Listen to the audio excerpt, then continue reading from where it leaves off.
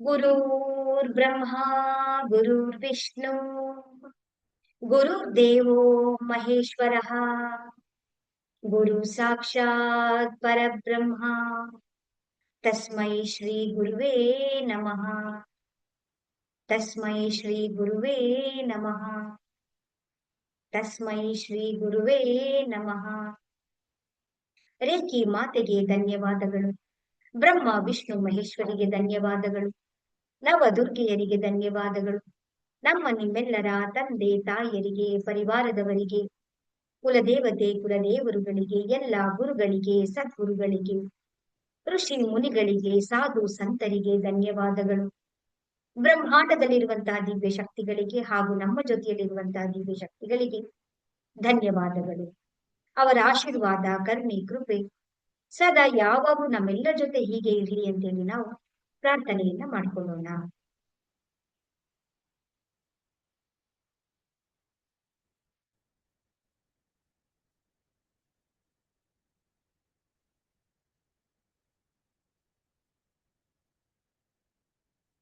ನಿಮ್ಮೆಲ್ಲರಿಗೂ ಕೂಡ ಆತ್ಮ ಪ್ರಣಾಮಗಳು.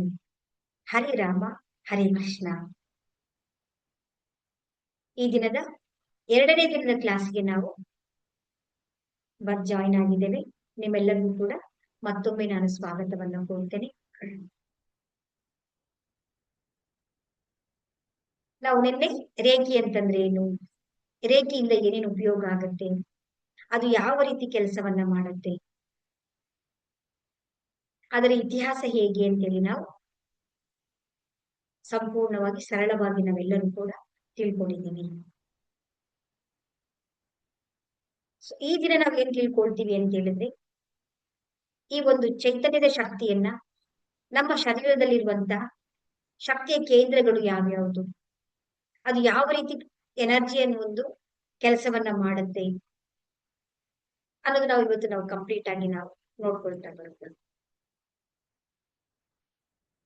ನಿಮ್ಮೆಲ್ಲರಿಗೂ ಕೂಡ ಗೊತ್ತಿರುವ ಹಾಗೆ ಡಾಕ್ಟರ್ ಮಿಕಾವೋ ಉಸುಯಿ ಅವರು ಜಪಾನಿನಲ್ಲಿ ಎಲ್ಲ ವಿದ್ಯೆಯನ್ನ, ಅವ್ರು ಕಲ್ತಿರುವಂತ ವಿದ್ಯೆಯನ್ನ ಏನ್ ಮಾಡ್ತಾರೆ, ಸ್ಪ್ರೆಡ್ ಮಾಡ್ತಾರೆ. ಅವ್ರು ಒಬ್ಬೊಬ್ಬರಿಗೆ ಹೀಲಿಂಗ್ ಮಾಡ್ತಾ ಮಾಡ್ತಾ ಎಲ್ಲರಿಗೂ ಕೂಡ ಅದು ಹರಡ್ತಾ ಬರ್ತಾ ಇರುತ್ತೆ. ಅದ್ರಲ್ಲಿ ಒಬ್ರು ಅವ್ರಿಗೆ ತುಂಬಾ ಫೇವ್ರೇಟ್ ಅಂತ ಹೇಳ್ತಾರಲ್ಲ, ಅಂದ್ರೆ ಹೆಚ್ಚು ಕೆಲಸವನ್ನ ಮಾಡಿದಂತವ್ರು ಯಾರು ಅಂತ ಹೇಳಿದ್ರೆ ಚಿಚಿರೋ ಹಯಾಶಿ ಅಂತ ಹೇಳಿ, ಅವರೊಬ್ರು ನಿವೃತ್ತ ನೌಕಾಧಿಕಾರಿಯಾಗಿದ್ದಾರೆ. ಅವರು ಕೂಡ ಇವರನ್ನ ಫಾಲೋ ಮಾಡಿ ಇವ್ರನ್ನ ಶಿಷ್ಯರಾಗಿ ಈ ಎಲ್ಲ ವಿದ್ಯೆಯನ್ನ ತಿಳ್ಕೊಳ್ತಾರೆ. ಅದಾದ ಬರ್ತಾರೆ ಹವಾಯೋ ತಕಾಟ ಅಂತೇಳಿ, ಇವರು ಮಹಿಳೆ ಆಗಿರ್ತಾರೆ. ನೋಡಿ, ಇವರು ಮೇನ್ ಇಂಪಾರ್ಟೆನ್ಸ್ ಆಗಿ ಏನ್ ಮಾಡ್ತಾರೆ ಅಂತ ಹೇಳಿದ್ರೆ, ಈ ವಿದ್ಯೆಯನ್ನ, ರೇಖಿ ವಿದ್ಯೆಯನ್ನ, ಹೀಲಿಂಗ್ ಅನ್ನ, ಉಪಚಾರವನ್ನ, ಈ ವಿಧಾನಗಳನ್ನ ಪಾಶ್ಚಿಮಾತ್ಯ ದೇಶಗಳಿಗೆ 1980ರಿಂದ ಎಲ್ಲಾ ದೇಶಗಳಿಗೆ, ಅಂದ್ರೆ ವಿದೇಶಗಳಿಗೆ, ಬೇರೆ ಬೇರೆ ದೇಶಗಳಿಗೆ, ಎಲ್ಲಾ ಕಡೆನೂ ಕೂಡ ಇವರು ವಿಸ್ತಾರವನ್ನ ಹರಡ್ತಾ ಬರ್ತಾರೆ. ಮೊದಲಿಗೆ ಎಷ್ಟು ಜನ ಇರ್ತಾರೆ ಅಂತ ಹೇಳಿದ್ರೆ ಕೇವಲ 22 ಜನ ರೇಖಿ ಮಾಸ್ಟರ್ಗಳು ಇರ್ತಾರೆ ನೋಡಿ, ರೇಖಿ ಮಾಸ್ಟರ್ಸ್ಗಳು. ಹಾಗೆ ಅದು ಮುಂದೆ ಬೆಳೀತಾ ಬೆಳೀತಾ ಬೆಳೀತಾ ಹರಡ್ತಾ ಹರಡ್ತಾ ಇವತ್ತು ಇಡೀ ಪ್ರಪಂಚದಾದ್ಯಂತ ಇದು ತನ್ನ ಹೆಸರನ್ನ ಪಡ್ಕೊಂಡಿದೆ.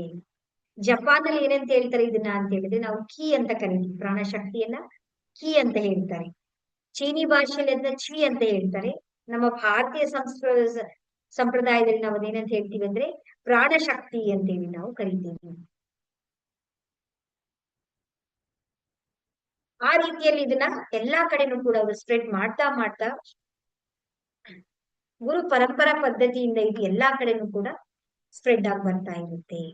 ಅದೇ ಈ ಒಂದು ಶಕ್ತಿ, ಆ ಪರಮಾತ್ಮನ ದಿವ್ಯ ಚೈತನ್ಯದ ಶಕ್ತಿ ಹೇಗಿರುತ್ತೆ ಅನ್ನೋದಕ್ಕೆ ನಾವೊಂದು ಇವಾಗ ಪ್ರಾಕ್ಟಿಕಲ್ ಆಗಿ ನಾವೊಂದು ಒಂದು ಪ್ರಯೋಗವನ್ನ ನಾವು ಮಾಡೋಣ. ಸೊ ಸಿಂಪಲ್ ಆಗಿ ಏನಿಲ್ಲ, ಎಲ್ಲರೂ ಕೂಡ ಇವಾಗ ಆರಾಮಾಗಿ ಕೂತ್ಕೊಂಡು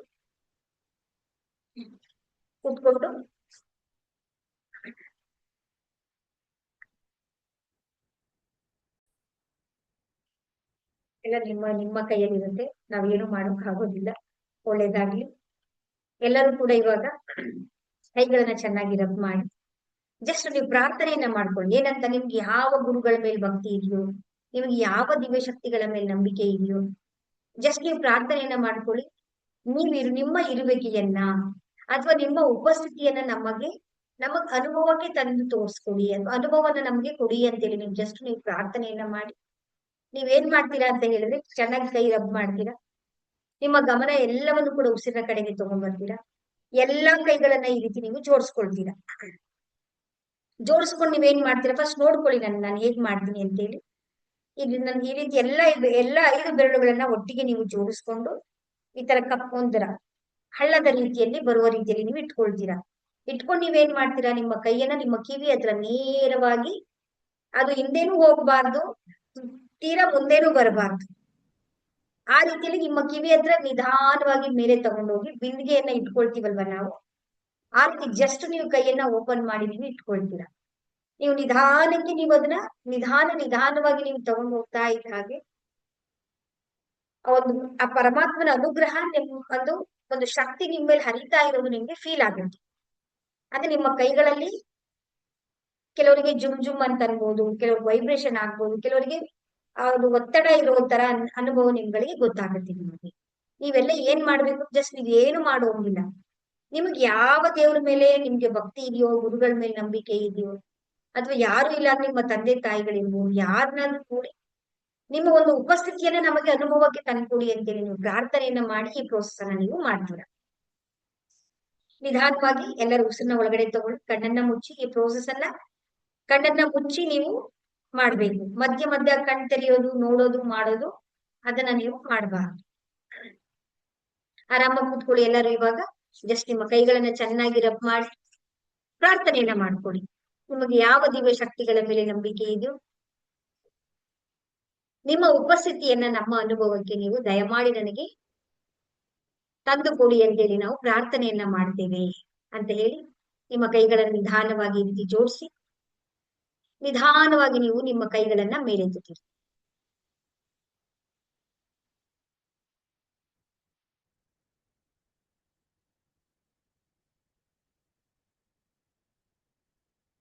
ಸ್ವಲ್ಪ ಮೇಲೆ ಕೆಳಗಡೆ ನಿಧಾನವಾಗಿ ನೀವು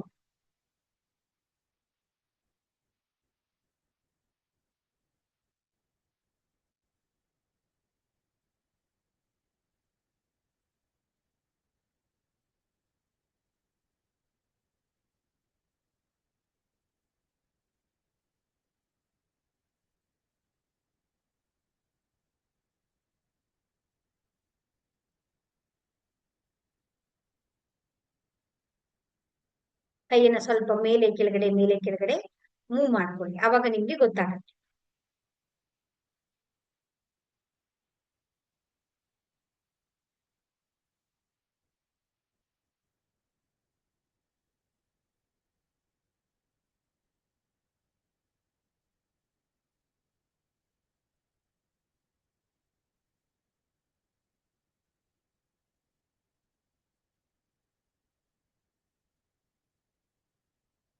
ನಿಧಾನವಾಗಿ ಕೈಯನ್ನ ಕೆಳಗಡೆ ಇಳಿಸ್ತಾರೆ.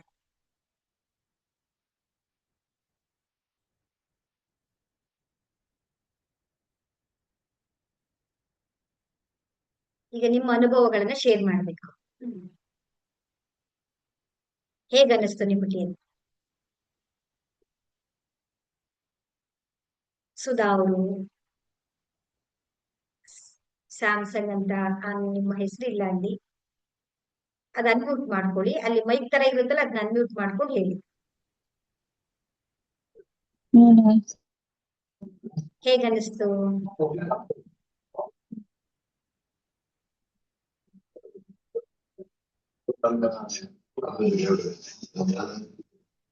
ಯಾರಾದ್ರೂ ಶೇರ್ ಮಾಡಿ, ಇವರೇ ಮಾಡ್ಬೇಕು ಅಂತ ಏನಿಲ್ಲ. ಯಾರು? ನಮಸ್ತೆ ಮೇಡಮ್. ನಮಸ್ತೆ. ನನ್ಗೆ ಕೈ ಮೇಲಕ್ಕೆ ಹೋದಾಗ ಏನೋ ಒಂದು ಎನರ್ಜಿ ಕೈಯಿಂದ ಹೊರಗೆ ಬಂದಂಗೆ ನನ್ನ ಕಡೆ ಬರ್ತಾ ಇರುವ ಹಾಗೆ ಅನಿಸ್ತಾ ಇತ್ತು ಮೇಡಮ್. ಹೌದು ವಸುಧಾ ಅವರೇ, ನಮಸ್ತೆ. ಸೂಪರ್. ನೋಡಿ, ಅನುಭವಕ್ಕೆ ನಿಮ್ಗೆ ಬಂದಿದೆ. ಒಳ್ಳೆಯದು. ನಮಸ್ತೆ. ಮೇಡಮ್ ನನಗೂ ಕೂಡ ಹಂಗೆ ಸ್ವಲ್ಪ ಭಾರ ಆಗ್ತಾ ಇತ್ತು ಮೇಡಮ್ ತಗೊಳ್ಳೋದಕ್ಕೆ ಭಾರ ಸ್ವಲ್ಪ ಅನಿಸ್ತಾ ಇದೆ. ಭಾರ ಆಗ್ತಾ ಇತ್ತು. ಸೂಪರ್ ಹೌದು. Super super. Thank you madam. ಒಳ್ಳೇದಾಗ್ಲಿ ಒಳ್ಳೇದಾಗ್ಲಿ. ಇನ್ಯಾರು ಹೇಳ್ತೀರಾ? ನಮಸ್ತೆ ಮೇಡಮ್. ನಮಸ್ತೆ ನಮಸ್ತೆ ಶೋಭಾ ಅವ್ರೆ, ಹೇಳಿ ಹೇಳಿ. ನನಗೂ ನನ್ ಮಗಳಿಗೂ ಇಬ್ರಿಗೂ ಒಂದ್ ಸ್ವಲ್ಪ ಕೈ ಭಾರ ಅನಿಸ್ತು ಮೇಡಮ್, ತೂಕ ಅನಿಸ್ತು. ವೈಬ್ರೇಷನ್, ತೂಕ ವೆಯ್ಟ್ ಇದೆ ನಂಗೆ ಅನಿಸ್ತಾ ಇದೆ. ಸೂಪರ್, ಒಳ್ಳೇದಾಗ್ಲಿ ಒಳ್ಳೇದಾಗ್ಲಿ. ಮತ್ತೆ ಯಾರಿಗಾದ್ರೂ ನೋಡಿ. ನಂಗೂ ಒಂಥರ ಕೈ ಅನ್ನಿಸ್ತಿತ್ತು ಮೇಡಮ್. ಜುಮ್ ಜುಮ್ ಅನ್ನೋ ತರ ಅನಿಸ್ತಾ ಇತ್ತಾ?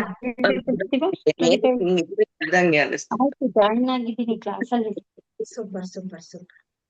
ನೋಡಿದ್ರ, ನಮಗ್ ಗೊತ್ತೇ ಇಲ್ಲ, ನಾವಿನ್ನೂ ರೇಖಿನೂ ಕಲ್ತಿಲ್ಲ. ಹೌದಲ್ವಾ? ನಾವು ರೇಖಿ ಕಲ್ತಿದೀವ ನಾವು?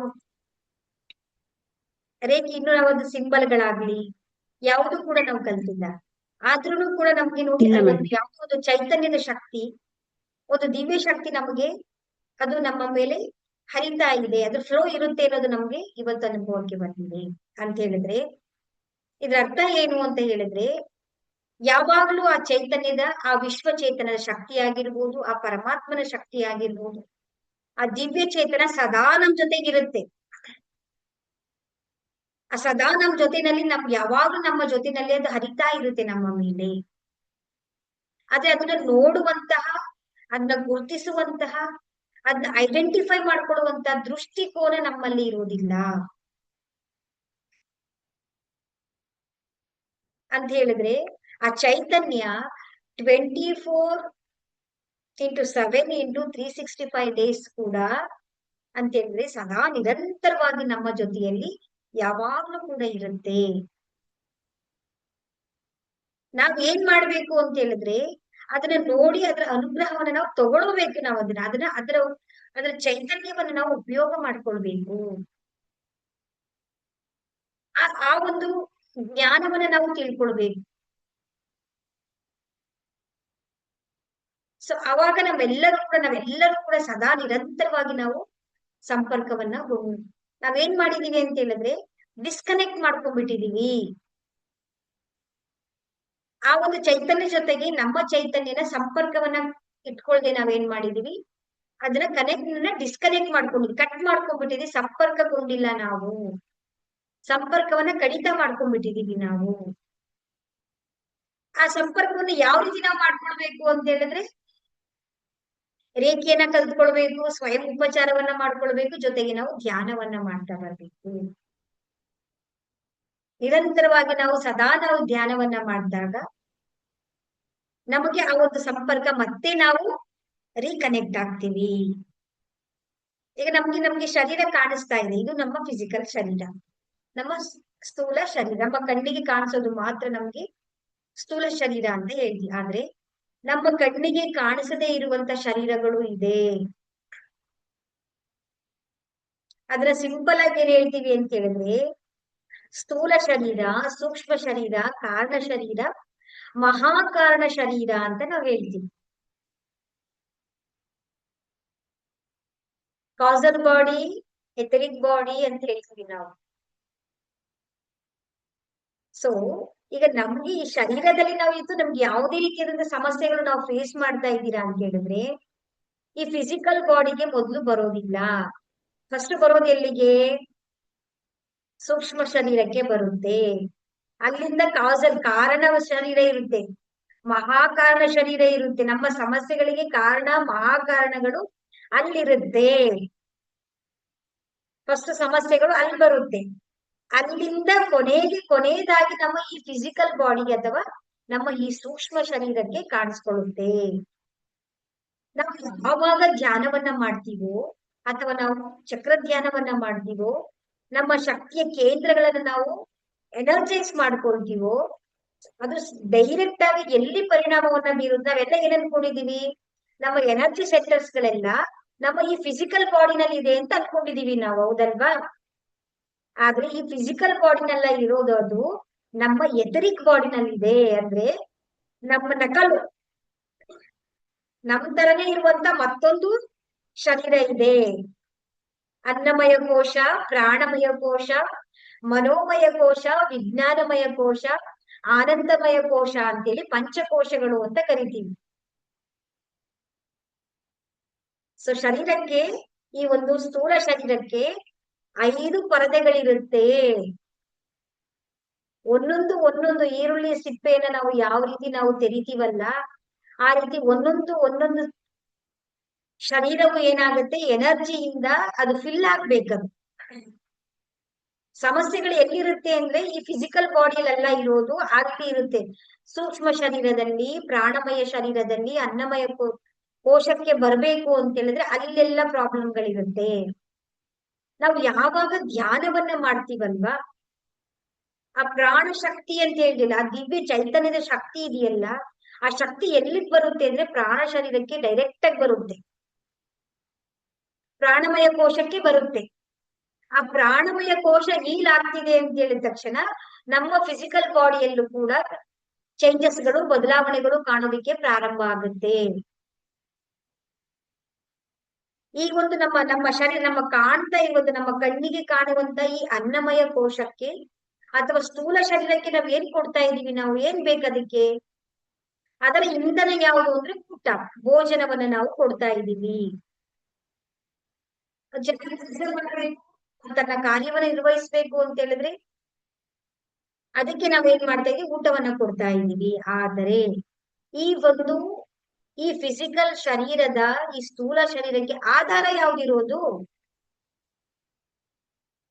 ಈ ಒಂದು ಪೂರ್ಣ ಅಸ್ತಿತ್ವ ಯಾವ್ದ್ರ ಮೇಲೆ ನಿಂತಿದೆ ಅಂತ ಹೇಳಿದ್ರೆ, ಈ ಶರೀರದ, ಈ ಕೋಶಗಳು, ಇವೆಲ್ಲರ ಆಧಾರ ಯಾವುದು ಅಂತ ಹೇಳಿದ್ರೆ ನಮ್ಮ ಆತ್ಮ.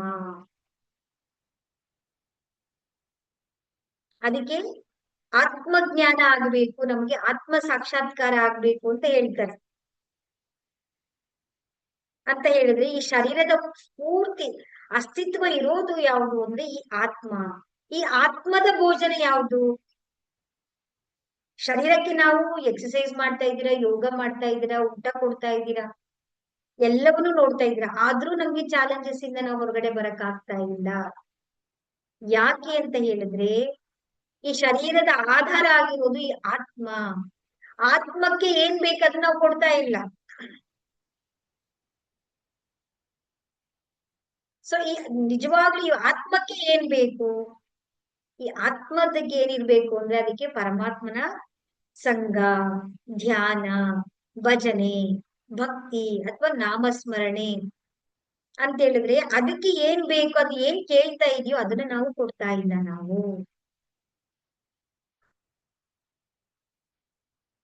ಸೊ ಇದು ತುಂಬಾ ಇಂಪಾರ್ಟೆನ್ಸ್ ಆಗಿರುವಂತದ್ದು ನಿಮ್ಗೆ.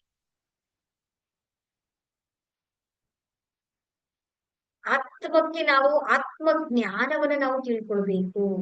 ಆತ್ಮಕ್ಕೆ ಸಾವಿಲ್ಲ, ಎಲ್ಲರೂ ಗೊತ್ತಿದೆ, ಕೇಳಿದ್ದೀರಾ, ಇನ್ಫಾರ್ಮೇಶನ್ಸ್ ತಿಳ್ಕೊಂಡಿದ್ದೀರಾ ನೀವೆಲ್ಲರೂ. ಶರೀರಕ್ಕೆ ಸಾವಿದೆ ಅನ್ನೋದು ಗೊತ್ತಿದೆ, ಆತ್ಮಕ್ಕೆ ಸಾವಿಲ್ಲ ಅನ್ನೋದು ಗೊತ್ತಿದೆ ನಮ್ಗೆ. ಅದು ಅನುಭವಕ್ಕೆ ನಮ್ಗೆ ಬಂದಿದೆಯಾ? ಅದು ನಾವು ಅನುಭವಿಸಿದೀವ ಅದ್ರ ಸತ್ಯವನ್ನ? ಅದ್ರ ಸಾಕ್ಷಾತ್ಕಾರ ನಮ್ಗೆ ಆಗಿದೆಯಾ? ಬರೀ ಇನ್ಫಾರ್ಮೇಶನ್ ತಿಳ್ಕೊಳ್ಳೋದಲ್ಲ, ಬರೀ ಇವತ್ತೇನು ಟಕ್ ಅಂತ ಒಂದು ಗೂಗಲ್ ನೀವು ಟೈಪ್ ಮಾಡಿದ್ರೆ ಸಾಕು, ಎಲ್ಲ ಇನ್ಫಾರ್ಮೇಶನ್ಸ್ ಗಳು ನಿಮ್ಮ ಮುಂದೆ ಬಂದು ಬೀಳುತ್ತೆ. ಈಗ ಏನಾಗಿದೆ ಅಂದ್ರೆ ಇನ್ಫಾರ್ಮೇಶನ್ ಗಳಲ್ಲಿ ಯಾವ ಸರಿ ಯಾವ ತಪ್ಪು ಅನ್ನೋ ಗೊಂದಲದಲ್ಲಿ ಇದೀವಿ ನಾವು ಇವಾಗ. ಆದ್ರೆ ಆ ಸ್ವಯಂ ಅನುಭವ ನಮ್ಗಾಗ್ಬೇಕಲ್ವಾ? ಸೊ ಬೆಂಕಿ ಸುಡುತ್ತೆ ಅಂತ ತಂದೆ ತಾಯಿ ಹೇಳ್ತಾನೆ ಮಕ್ಕಳಿಗೆ, ಆದ್ರೆ ಮಗು ಬಿಡುತ್ತಾ ಟಚ್ ಮಾಡದೆ ಇರೋದ್ನ? ಅದು ಒಂದಿನ ಟಚ್ ಮಾಡಿದ ಮೇಲೆ ಅದಕ್ಕೆ ಅನುಭವ ಆಗುತ್ತೆ, ಆಮೇಲಿಂದ ಅದು ನಾನು ಹೋಗುವಾದ್ರೂ ಕೂಡ ಅದು ಟಚ್ ಮಾಡೋದಿಲ್ಲ. ಹಾಗೆ ನಿಮಗೆ ಒಂದು ಆತ್ಮದ ಒಂದು ಅನುಭವ ನಿಮ್ಗಾಗ್ಬೇಕು. ಆ ಅನುಭವ ಆಗ್ಬೇಕು ಅಂದ್ರೆ ನಾವೇನ್ ಮಾಡ್ಬೇಕು ಅಂತ ಹೇಳಿದ್ರೆ ನಾವು ಧ್ಯಾನ ಮಾಡ್ಬೇಕು. ಧ್ಯಾನ ಎಷ್ಟು ದಿನ ಮಾಡ್ಬೇಕು? ಕೆಲವ್ರು ಹೇಳ್ತಾರೆ 21 days ಮಾಡ್ಬೇಕಮ್ಮ, ಅಥವಾ 45 ದಿನ ಮಾಡಿದ್ರೆ ಸಾಕ, 30 ದಿನ ಮಾಡಿದ್ರೆ ಸಾಕ, 90 ದಿನ ಮಾಡಿದ್ರೆ ಸಾಕ. ಅದು ದಿನಗಳ ಮೇಲೆ, ವರ್ಷಗಳ ಮೇಲೆ ಇರೋದಲ್ಲ. ನಿಮ್ಮಲ್ಲಿ ಶರಣಾಗತಿ ಎಷ್ಟಿದೆ, ನಿಮ್ಮಲ್ಲಿ ಸಮರ್ಪಣೆ ಎಷ್ಟಿದೆ, ಅದರ ಮೇಲೆ ನಿಮಗೆ ಆ ಜ್ಞಾನ ನಿಮ್ಗೆ ಸಿಗುವಂತದ್ದು. ನಿಮ್ಮ ಒಳಗಡೆಯಿಂದನೇ ಅದು ನಿಮ್ಗೆ ಉತ್ತರ ಒಳಗಡೆ ಬರ್ತಾ ಇರುತ್ತೆ. ಅದಕ್ಕೆ ಹೇಳೋದು ಈ ಫಿಸಿಕಲ್ ಶರೀರ ಅಲ್ಲ ನೋಡೋದು, ನಮಗೆ ಕಾಣದೇ ಇರುವಂತ ಶರೀರಗಳ ಮೇಲೆ ಧ್ಯಾನ ಒಂದು ಶಕ್ತಿ ಆಗಿರ್ಬೋದು. ಈ ರೇಖೆಯ ಹೀಲಿಂಗ್ ಉಪಚಾರಗಳು ಕೆಲಸವನ್ನ ಮಾಡಿದ್ವಿ. ನಿಮಗ್ ಗೊತ್ತಿರ್ಬೋದು ಡಾಕ್ಟರ್ಸ್ ಏನ್ ಮಾಡ್ತಾರೆ, ನಮ್ಗೆ ಫಿಸಿಕಲ್ ಬಾಡಿನ ಆಪರೇಟ್ ಮಾಡಿ ನಮ್ಮನ್ನೆಲ್ಲ ಸರ್ಜರಿಯನ್ನ ಮಾಡಿ ಅವರು ನಮ್ಗೆ ಟ್ರೀಟ್ಮೆಂಟ್ ಕೊಡ್ತಾರೆ. ಆದ್ರೆ ರೇಖಿ ಮಾಸ್ಟರ್ಸ್ ಆಗಿರ್ಬೋದು, ಧ್ಯಾನಿಗಳಾಗಿರ್ಬೋದು, ಆಧ್ಯಾತ್ಮಿಕ ಚಿಂತಕರಾಗಿರ್ಬೋದು, ಇವರು ತೀರ ಆಳವಾಗಿ ಏನ್ ಮಾಡ್ತಾರೆ, ಸೂಕ್ಷ್ಮ ಶರೀರಗಳ ಮೇಲೆ ಕೆಲಸವನ್ನ ಮಾಡ್ತಾರೆ. ಅಲ್ಲಿ ನಮ್ಮ ಸಮಸ್ಯೆಗಳಿಗೆ ನಾವು ಪರಿಹಾರಗಳನ್ನ ಎನರ್ಜಿ ಬಾಡೀಸ್ ಅಂತ ಕರಿತೀವಿ ನಾವು ಅದನ್ನ. ಶಕ್ತಿಯ ಕೇಂದ್ರಗಳು, ಶಕ್ತಿಯ ಕೋಶಗಳು ಅಂತೇಳಿ ನಾವು ಕರಿತೀವಿ ನಾವು. ಹಾಗಾದ್ರೆ ಈ ಶರೀರ ಅಂತಂದ್ರೆ ಏನು? ಈ ಫಿಸಿಕಲ್ ಬಾಡಿನಲ್ಲಿ ಎನರ್ಜಿ ಸೆಂಟರ್ಸ್ ಗಳು ಹೇಗ್ ಬರುತ್ತೆ, ಈ ಶರೀರ ಅನ್ನೋದು ಹೇಗಾಗತ್ತೆ ನೋಡಿ. ಸೊ ಆ ಪ್ರಾಣ ಶಕ್ತಿ, ಆ ದಿವ್ಯ ಚೈತನ್ಯದ ಶಕ್ತಿ ನಾವು ಧ್ಯಾನವನ್ನ ಮಾಡೋದ್ರ ಮುಖಾಂತರ ಯಾವಾಗ ನಾವು ಹೀಲಿಂಗ್ ಅನ್ನ ಮಾಡ್ಕೊಳ್ತೀವೋ ಆವಾಗ ಡೈರೆಕ್ಟ್ ಆಗಿ ನಮ್ಮ ಪ್ರಾಣಮಯ ಕೋಶ ಆಗಿರ್ಬೋದು, ನಮ್ಮ ವಿಜ್ಞಾನಮಯ ಕೋಶ ಆಗಿರ್ಬೋದು, ನಮ್ಮ ಮನೋಮಯ ಕೋಶ ಧ್ಯಾನವನ್ನ ಮಾಡ್ತಾ ಮಾಡ್ತಾ ಏನಾಗುತ್ತೆ, ನಿಮ್ಮ ಮನಸ್ಸು ನಿಮಗೆ ಅರಿವಿಗೆ ಗೊತ್ತಾಗತ್ತೆ. ನಿಮ್ಮ ನೋಡಿ, ಧ್ಯಾನವನ್ನ ಯಾರು ಮಾಡ್ತಾರೋ, ಯಾರು ಆಧ್ಯಾತ್ಮಿಕವಾಗಿರ್ತಾರೋ ಅವರ ಮನಸ್ಸು ಶಾಂತವಾಗಿರುತ್ತೆ, ಅವರ ಮನೋಮಯ ಕೋಶ ಸರಿಯಾಗತ್ತೆ, ಅವರ ಪ್ರಾಣಮಯ ಕೋಶ ಎನರ್ಜೀಸ್ ತುಂಬಿರುತ್ತೆ. ಅಲ್ಲಿ ಪರಿವರ್ತನೆ ಆದ ಹಾಗೆ ಅವರ ಫಿಸಿಕಲ್ ಬಾಡಿಯಲ್ಲೂ ಕೂಡ ಪರಿವರ್ತನೆಯಾಗಿ ಅವರ ಆಭಾಮಂಡಲ ಸ್ಟ್ರಾಂಗ್ ಆಗುತ್ತೆ. ಆ ಎನರ್ಜಿಯ ಪ್ರಾಣ ಶಕ್ತಿ ಶರೀರದಲ್ಲಿ ತುಂಬ್ತಾ ಅದೇನಾಗುತ್ತೆ ಅಂದ್ರೆ ಅದನ್ನ ಆಭಾಮಂಡಲ ಅಂತೇಳಿ ನಾವು ಕರಿತೀವಿ, ಆರ. ಸೊ ಈ ಆಭಾಮಂಡಲ ಎಷ್ಟು ಸ್ಟ್ರಾಂಗ್ ಆಗಿರುತ್ತೋ ನಮ್ಮ ರಕ್ಷಣಾ ಕವಚ, ನಮ್ಮ ಸುರಕ್ಷಾ ಕವಚ ನಮ್ಮನ್ನ ಪ್ರೊಟೆಕ್ಷನ್ ಮಾಡುತ್ತೆ. ಯಾವುದೇ ರೀತಿಯಾದಂತ ನೆಗೆಟಿವ್ ಎನರ್ಜಿ ಇರ್ಬೋದು, ಆ ಎಲ್ಲ ನೆಗೆಟಿವ್ ಎನರ್ಜಿಗಳಿಂದಲೂ ಕೂಡ ಸದಾ ನಿರಂತರವಾಗಿ 24x365 days ನಮ್ಮನ್ನ ಅದು ಪ್ರೊಟೆಕ್ಷನ್ ಮಾಡುತ್ತೆ. ಈ ಆಭಾಮಂಡಲ ಚೆನ್ನಾಗಾಗ್ಬೇಕು ಅಂದ್ರೆ ಏನ್ ಮಾಡ್ಬೇಕು? ಈ ಆಭಾಮಂಡಲ ಎಲ್ಲಿ ಕನೆಕ್ಷನ್ ಆಗಿರುತ್ತೆ ಅಂತ ಹೇಳಿದ್ರೆ, ಮೇನ್ ಆಗಿ ನಮ್ಮ ಶರೀರದಲ್ಲಿ 72,000 ನಾಡಿಗಳಿರುತ್ತೆ. ನಾಡಿಯ ಗುಚ್ಛಗಳು ಅಂತ ಹೇಳ್ತೀವಿ. ಅಂದ್ರೆ ಎನರ್ಜಿ ಸೆಂಟರ್ಸ್ ಅಂದ್ರೆ ನಾವು ಈ ಒಂದು ನರನಾಡಿಗಳಲ್ಲ, ನಮ್ಮ ರಕ್ತಗಳು ಮೂವ್ ಆಗುತ್ತಲ್ಲ ಆ ನಾಡಿಗಳಲ್ಲ, ಪ್ರಾಣ ಚೈತನ್ಯ, ಆ ಪರಮಾತ್ಮನ ದಿವ್ಯ ಶಕ್ತಿಯನ್ನ ಸ್ವೀಕಾರ ಮಾಡುವಂತ ನಾಡಿಯ ಗುಚ್ಛಗಳಿರುತ್ತೆ. ಅದನ್ನ ಎನರ್ಜಿ ಸೆಂಟರ್ಸ್ ಅಂತ, ಚಕ್ರಗಳು ಅಂತ ಹೇಳ್ತಾರೆ. ನಮ್ಮ ಶರೀರ ಟೋಟಲ್ ಆಗಿ 72,000 ನಾಡಿಗಳಿದೆ. ಆ ನಾಡಿಗಳಲ್ಲಿ ಏನಾಗುತ್ತೆ ಅಂತ ಹೇಳಿದ್ರೆ ತುಂಬಾ ವೆರಿ ಇಂಪಾರ್ಟೆನ್ಸ್ ಆಗಿರೋದು 124 ಬರುತ್ತೆ. ಆ 124ಅಲ್ಲಿ 109 ಬರುತ್ತೆ. ಅದಾದ ನಂತರ 24 ಬರುತ್ತೆ. 24ಅನ್ನ ಬಿಟ್ರೆ ನೆಕ್ಸ್ಟ್ ಬರುವಂತದ್ದು ಯಾವ್ದು ಅಂದ್ರೆ 7 ಚಕ್ರಗಳು ಬರುತ್ತೆ. ಈ 7 ನಾಡಿಯ ಗುಚ್ಛಗಳನ್ನ ಶಕ್ತಿಯ ಕೇಂದ್ರಗಳು, ಎನರ್ಜಿಯ ಸೆಂಟರ್ಸ್ಗಳು ಅಂತೇಳಿ ನಾವು ಕರಿತೀವಿ. ಈ 7 ನಾಡಿಯ ಗುಚ್ಛಗಳನ್ನ ನೀವು ಸ್ಟ್ರಾಂಗ್ ಆಗಿ, ಅದು ಶಕ್ತಿಯುತವಾಗಿ ಅದನ್ನ ನೀವು ಇಟ್ಕೊಳ್ತು ಅಂತ ಹೇಳಿದ್ರೆ ನಮ್ಮ 72,000 ನಾಡಿಗಳು ಏನಾಗುತ್ತೆ, ಕನೆಕ್ಷನ್ ಆಗಿರುತ್ತೆ. ಈಗ ನಮ್ಮ ಮನೆಯಲ್ಲಿ ನೀವು ಅನ್ಕೊಳ್ಬಹುದು, ನಮ್ಮಲ್ಲಿ ಎಷ್ಟು ರೂಮ್ಗಳಿದೆ? ನಮ್ಮಲ್ಲಿ ಮಿನಿಮಮ್ 5-6 ಇರುತ್ತೆ ನಮ್ಮ ಹತ್ರ ಅಲ್ವಾ? ಬೆಡ್ರೂಮ್ ಆಗಿರ್ಬೋದು, ಲಿವಿಂಗ್ ಆಗಿರ್ಬೋದು, ದೇವ್ರ ಮನೆ ಆಗಿರ್ಬೋದು, ಬಾತ್ರೂಮ್ ಆಗಿರ್ಬೋದು, ಕಿಚನ್ ಆಗಿರ್ಬೋದು ಅಂತ ಒಂದೊಂದು ಸಪರೇಟ್ ರೂಮಿಗೂ ಕೂಡ ಏನಿರುತ್ತೆ, ಕನೆಕ್ಷನ್ ಮಾಡ್ಕೊಂಡಿರ್ತೀವಿ, ಲೈಟ್ ಸ್ವಿಚ್ ಕನೆಕ್ಷನ್. ಅದನ್ನ ಆನ್ ಮಾಡ್ತೀವಿ ನಾವು. ಆ ಎಲ್ಲವೂ ಎಲ್ಲಿ ಕನೆಕ್ಷನ್ ಆಗಿರುತ್ತೆ ಹೇಳಿ? ಮೇನ್ ಬೋರ್ಡ್ ಹೌದಲ್ವಾ? ಮೇನ್ ಒಂದು ಸ್ವಿಚ್ ಬೋರ್ಡ್ಗೆ ನಮ್ಗೆ ಕನೆಕ್ಷನ್ ಆಗಿರುತ್ತೆ. ಅಲ್ಲಿ ಆಫ್ ಮಾಡಿದ್ರೆ ಇಡೀ ಎಲ್ಲವೂ ಕೂಡ ಕತ್ಲೆ ಆಗುತ್ತೆ ನಮಗೆ. ಹಾಗೆ ಈ 7 ಚಕ್ರಗಳನ್ನ ನೀವು ಶಕ್ತಿಯಿಂದ ಸಮತೋಲನದಲ್ಲಿ ನಾವು ಇಟ್ಕೊಳ್ತು ಅಂತ ಹೇಳಿದ್ರೆ, ಎನರ್ಜೆಟಿಕ್ ಆಗಿ ಇಟ್ಕೊಳ್ತು ಅಂದ್ರೆ ಟೋಟಲ್ ಆಗಿ ನಮ್ಮ ಶರೀರದ 72,000 ನಾಡಿ ಎನರ್ಜಿಯಿಂದ ತುಂಬಿರುತ್ತವೆ. ಈ 7 ನಾಡಿ ಗುಚ್ಛಗಳು ಎಲ್ಲಿಗೆ ಕನೆಕ್ಷನ್ ಆಗುತ್ತೆ ಅಂತ ಹೇಳಿದ್ರೆ ನಮ್ಮ ಬ್ರೀತಿಂಗ್. ನಮ್ಮ ಉಸಿರು. ಧ್ಯಾನದಲ್ಲಿ ನಾವೇನ್ ಮಾಡ್ತೀವಿ? ಉಸಿರಿನ ಜೊತೆಗೆ ನಾವಿರ್ತೀವಿ. ಉಸಿರು ಎಲ್ಲಿದೆ? ಇಡ ಮತ್ತೆ ಪಿಂಗಳ. ಈ ಇಡ ಮತ್ತೆ ಪಿಂಗಳ ನಾಡಿ ಸುಷುಮ್ನ ನಾಡಿಗೆ ಕನೆಕ್ಷನ್ ಆಗುತ್ತೆ. ಈ ಸುಷುಮ್ನ ನಾಡಿ ಡೈರೆಕ್ಟ್ ಆಗಿ ನಮ್ಮ 7 ಚಕ್ರಗಳಿಗೆ ಕನೆಕ್ಷನ್ ಆಗುತ್ತೆ. ಈ 7 ಚಕ್ರಗಳು ಟೋಟಲ್ ಆಗಿ 72,000 ನಾಡಿಯ ಗುಚ್ಛಗಳಿಗೆ ಕನೆಕ್ಷನ್ ಆಗಿರುತ್ತೆ. ಇದು ಸೀಕ್ರೆಟ್ ನೋಡಿ. ಒಂದನ್ನ ಆಪರೇಟ್ ಮಾಡಿದ್ರೆ ಎಲ್ಲವೂ ಕೂಡ ರೆಡಿ ಆಗ್ತಾ ಬರುತ್ತೆ. ಈ ನಾಡಿ ಗುಚ್ಛಗಳೆಲ್ಲ ಸರಿಯಾಗಿ ಅಂದ್ರೆ ಆಗ್ತಾ ಇದೆ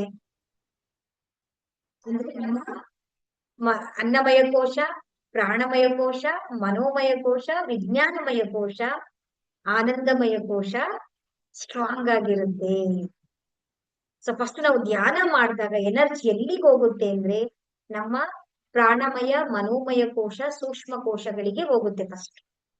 ಅಲ್ಲಿಂದ ನಮ್ಮ ಫಿಸಿಕಲ್ ಬಾಡಿಗೆ ಬರುವಂತದ್ದು. ಇಲ್ಲಿಂದ ಅಲ್ಲಿಗೆ ಹೋಗೋದಲ್ಲ, ಅಲ್ಲಿಂದ ನಮಗೆ ಎನರ್ಜಿ ಟ್ರಾನ್ಸ್ಫರ್ಮೇಶನ್ ಆಗುತ್ತೆ. ಆ 7 ನಾಡಿಯ ಗುಚ್ಛಗಳು ಯಾವ್ಯಾವುದು ಮೇನ್ ಆಗಿ ಅಂತ ಹೇಳಿದ್ರೆ ಅದನ್ನೇ ನಾವು 7 ಚಕ್ರಗಳು ಅಂತ ಹೇಳಿ ನಾವು ಕರೆಯೋದು. ಸೊ ಅದರಲ್ಲಿ ಅಂತ ಹೇಳಿದ್ರೆ ಮೂಲಾಧಾರ ಚಕ್ರ, ಸ್ವಾಧಿಷ್ಠಾನ ಚಕ್ರ, ಮಣಿಪುರ ಚಕ್ರ, ಅನಾಹತ ಚಕ್ರ, ವಿಶುದ್ಧಿ ಚಕ್ರ, ಆಗ್ನೇಯ ಚಕ್ರ, ಸಹಸ್ರಾರ ಚಕ್ರ ಎಂದು ನಾವು ಕರಿತೀವಿ ನಾವು. ಈ 7 ಚಕ್ರಗಳನ್ನು ಕಂಡ್ರೆ ನೆಕ್ಸ್ಟ್ ಸೆಕೆಂಡ್ ಪೇಜ್ ಅಲ್ಲಿ ಬರುವಂತದ್ದು 24 ಚಕ್ರಗಳು ಬರುತ್ತೆ. 24 ಪಾಯಿಂಟ್ಸ್ ಆಫ್ ಹೀಲಿಂಗ್ ಅಂತೇಳಿ ನಾವು ಕರಿತೀವಿ. ಈ ಎರಡನ್ನ ನಾವು ಭಾಗಗಳನ್ನ ನಾವು ನಮ್ಮ ಶಕ್ತಿಯನ್ನು ನಾವು ಎನರ್ಜಿನ ನಾವು ಜಾಸ್ತಿ ಮಾಡ್ಕೊಳ್ತಾ ಬಂತು ಅಂತ ಹೇಳಿದ್ರೆ ನಮ್ಮ ಸಮಸ್ಯೆಗಳೆಲ್ಲವೂ ಕೂಡ ನಿಧಾನವಾಗಿ ಒಂದೊಂದಾಗ ಅಲೈನ್ಮೆಂಟ್ ಆಗ್ತಾ ಬರುತ್ತೆ. ಮೂಲಾಧಾರ ಚಕ್ರ ಇದು ಎಲ್ಲಿರುತ್ತೆ ಅಂತ ಹೇಳಿದ್ರೆ ನಮ್ಮ ಅಂದ್ರೆ ಗುದದ್ವಾರದಲ್ಲಿ, ನಮ್ಮ ಬೆನ್ನು ಮೂಳೆಯ ಕೊನೆಯ ಭಾಗದಲ್ಲಿ ಬರುತ್ತೆ. ಅದರ ಬಣ್ಣ ಏನು ಅಂದ್ರೆ ಕೆಂಪು ಬಣ್ಣದಲ್ಲಿ ಇರುತ್ತೆ. ಅದರ ಬೀಜ ಮಂತ್ರ ಏನು ಅಂದ್ರೆ ಲಂಕಾರ. ನೆಕ್ಸ್ಟ್ ಬರುವಂತದ್ದು ನಮ್ಮ ಜನನೇಂದ್ರಿಯ ಭಾಗದಲ್ಲಿ ಬರುವಂತದ್ದು ಸ್ವಾಧಿಷ್ಠಾನ ಚಕ್ರ. ಅಂದ್ರೆ ಒಂದು 3 ಫಿಂಗರ್ 2 ಫಿಂಗರ್ ಅಷ್ಟು ಡಿಸ್ಟೆನ್ಸ್ ಬರುತ್ತೆ ಅಷ್ಟೇ ಮೂಲಾಧಾರದಿಂದ ಸ್ವಾಧಿಷ್ಠಾನ ಚಕ್ರಕ್ಕೆ. ಅದರ ಬಣ್ಣ ಏನು? ಕೇಸರಿ ಬಣ್ಣ. ಅದರದ್ದು ಮಂತ್ರ ಏನು ಅಂದ್ರೆ ಓಂಕಾರ. ನಮ್ಮ ನಾಭಿ ಹತ್ರ ಅಂದ್ರೆ ನಾಭಿಯಿಂದ ಕೆಳಗಡೆ ಸ್ವಲ್ಪ ಕೆಳಗಡೆ ಬರುತ್ತೆ, ಅದೇ ಮಣಿಪುರ ಚಕ್ರ. ಅದರ ಬಣ್ಣ ಏನು ಅಂದ್ರೆ ಹಳದಿಯ ಬಣ್ಣ ಇರುತ್ತೆ, ಅದರ ಮಂತ್ರ ರಂಕಾರ. ಅದು ಬಿಟ್ರೆ ನೆಕ್ಸ್ಟ್ ನಮ್ಮ ಹೃದಯದಲ್ಲಿ ಬರುವಂತದ್ದು ಯಾವುದು ಅಂತ ಹೇಳಿದ್ರೆ ಅನಾಹತ ಚಕ್ರ. ಇದು ಹಸಿರು ಬಣ್ಣದಲ್ಲಿರುತ್ತೆ, ಇದರ ಮಂತ್ರ ಯಂಕಾರ. ನೆಕ್ಸ್ಟ್ ನಮ್ಮ ಗಂಟಲಿನಲ್ಲಿ ಬರುವಂತದ್ದು ಗಂಟಲಿನ ಚಕ್ರ ಅಥವಾ ವಿಶುದ್ಧಿ ಚಕ್ರ ಅಂತ ಹೇಳಿ ಕರಿತೀವಿ. ಅದು ಆಕಾಶ ನೀಲಿಯ ಬಣ್ಣದಲ್ಲಿ ಇರುತ್ತೆ, ಅದರ ಬೀಜ ಮಂತ್ರ ಹಂಕಾರ. ನೆಕ್ಸ್ಟ್ ಬರುವಂತದ್ದು ನಮ್ಮ ಹಣೆಯ ಐಬ್ರೋ ಮಧ್ಯದಲ್ಲಿ ಆಗ್ನೇಯ ಚಕ್ರ. ಇದರ ಇದು ಕಡು ನೀಲಿಯ ಬಣ್ಣ ಇರುತ್ತೆ, ಇದರ ಮಂತ್ರ ಓಂಕಾರ. ನೆಕ್ಸ್ಟ್ ಬರುವಂತದ್ದು ನಮ್ಮ ಸಹಸ್ರಾರ ಚಕ್ರ. ಅದರ ಬಣ್ಣ ನೇರಳೆ ಬಣ್ಣ. ಅಲ್ಲಿ ಯಾವುದೇ ರೀತಿಯಂತ ಬೀಜ ಮಂತ್ರ ಇರಲ್ಲ, ಅಲ್ಲಿ ಬರೀ ಶಾಂತಿ ಆನಂದ ನೆಲೆಸಿರುತ್ತೆ, ಸ್ಥಿತಿ ಇರುತ್ತೆ ಅಲ್ಲಿ.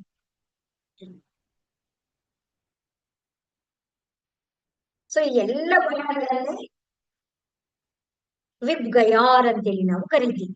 ಅಂದ್ರೆ ಕಾಮನ ಬಿಲ್ಲಿನ ಬಣ್ಣದಲ್ಲಿ ಬರುವಂತದ್ದು ವಿಬ್ ಗಯಾರ್ ಅಂತೇಳಿ ನೋಡಿ. ಈ ಚಕ್ರಗಳಿಗೆ ನಾವು ಧ್ಯಾನವನ್ನ ನಾವು ಮಾಡ್ಬೇಕಾಗತ್ತೆ. ಅದನ್ನ ಚಕ್ರ ಧ್ಯಾನ ಅಂತೇಳಿ ನಾವು ಕರಿತೀವಿ. ಯಾವಾಗ ನಾವು ಚಕ್ರ ಧ್ಯಾನವನ್ನ ಮಾಡ್ತೀವೋ ನಮ್ಮ 7 ಚಕ್ರಗಳು ಆಕ್ಟಿವೇಶನ್ ಆಗುತ್ತೆ. 7 ಚಕ್ರಗಳು ಆಕ್ಟಿವೇಶನ್ ಆಗ್ತಾ ಇದ್ದ ಹಾಗೆ ನಮ್ಮ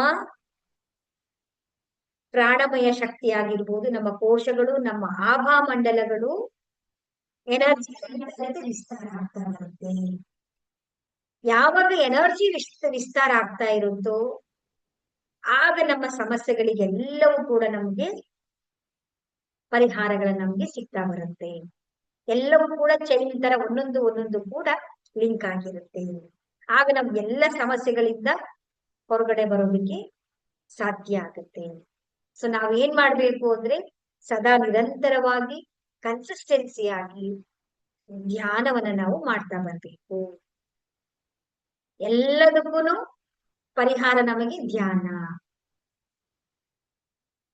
ಇಷ್ಟು ವಿಷಯಗಳಲ್ಲಿ ನಾನು ನಿಮಗೆ ತಿಳಿಸ್ಕೊಟ್ಟಿದ್ದೀನಿ. ಫೋಟೋಸ್ಗಳೆಲ್ಲ ಆಗಿರ್ಬೋದು, ಇನ್ಫಾರ್ಮೇಶನ್ಸ್ ಕೆಲವೊಂದನ್ನ ಇವತ್ತು ನಾನು ನಿಮ್ಗೆ ಗ್ರೂಪ್ ಅಲ್ಲಿ ನಾನು ನಿಮ್ಗೆ ಕಳ್ಸ್ಕೊಡ್ತೀನಿ. ಆವಾಗ ನಿಮ್ಗೆ ಅದ್ ನೋಡಿದಾಗ ಒಂದು ಕ್ಲಾರಿಟಿ ನಿಮ್ಗೆಲ್ಲರಿಗೂ ಕೂಡ ಬರುತ್ತೆ. ಇದ್ರಲ್ಲಿ ಏನಾದ್ರು ಯಾರಿಗಾದ್ರೂ ಡೌಟ್ಸ್ ಇದೆಯಾ?